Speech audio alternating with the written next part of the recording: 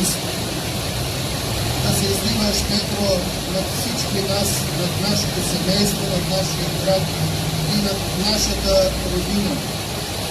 И отново по традиция извършихме и богоявленски разсвет, за да посвети Бог водите на църквите от тях в изобилие, да ни бъдат за здраве и спасение. По традиция дойдохме тук, за да подобриме кръстът Христов в водното естество. Нека Бог по своята милост да ни помага, да ни благославя, нека да ни дарува своите щедрости.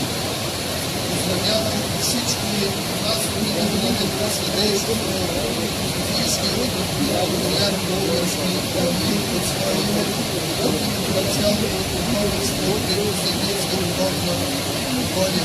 Благодатта Божия, мирът Господен и Неговата милост да пребъдат над нас.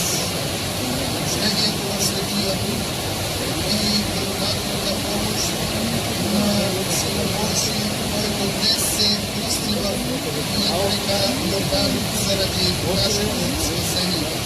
За много благи и благословени години. Да бъде честит и този, който днес ще извади от водите на река Банщица светия кръст Господен. Божие благословение, мир и благоденствие.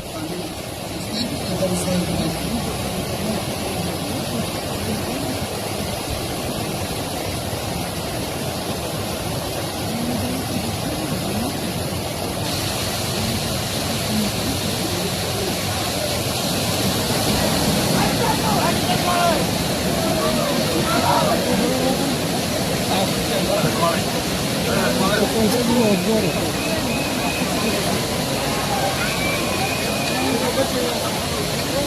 Честито!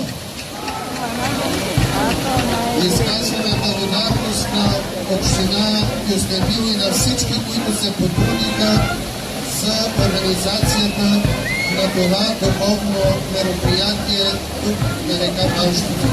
Честит и благословен празник!